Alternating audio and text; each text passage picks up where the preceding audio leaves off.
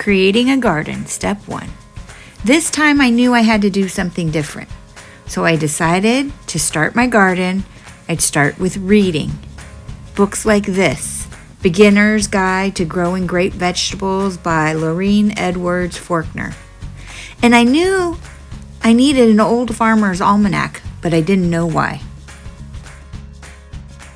I had heard of the Old Farmer's Almanac, and you may have heard of it too, or you may have seen it in a store.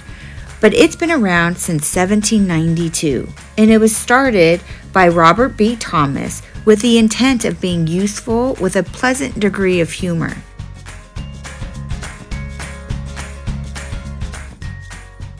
The book begins with annual trends on interesting topics and also fascinating articles that are useful, humorous, and insightful. There's a lot to learn on these pages. But it's not until you get into the middle of the almanac that you learn what it's really about. Let's start with the seasons. On page 119, the almanac describes why we have different seasons. And for those of you that know astrology, the almanac seems to use a combination of tropical and sidereal astrology. But I'll do another video on that later.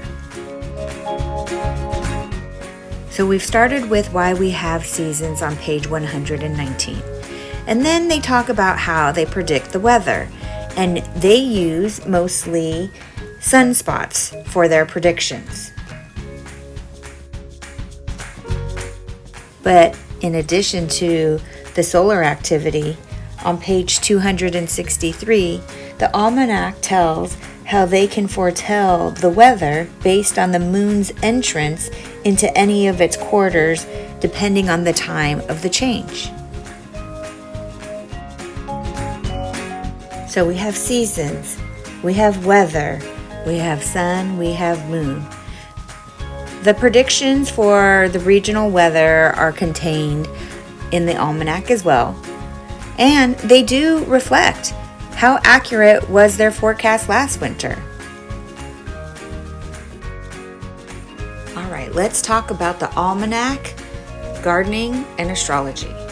So, on page 230, the book tells us the frost and growing seasons for various cities in the United States. Giving us the dates of the last spring frost, the first fall frost, and the growing season and its number of days. This information is so important when you are putting seedlings or seeds into the ground. But also, the almanac says on page 230 when to plant according to the age-old practice of the cycles of the moon. Plant annual flowers and vegetables that bear crops above ground during the light or waxing of the moon. From the day the moon is new moon, to the day that it is full moon. But if you have plants that flower bulbs, biennial, perennial, or vegetables that bear crops below the ground during the dark, you're going to want to plant them between the full moon and the new moon. So just a quick review. Not everything gets planted at any time.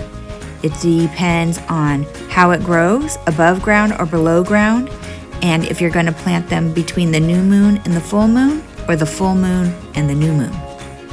All right, I think that's going to end this video, but stay tuned for Creating a Garden Step 2 when I go into more depth about how to use these moon phases to create your garden. See you next time.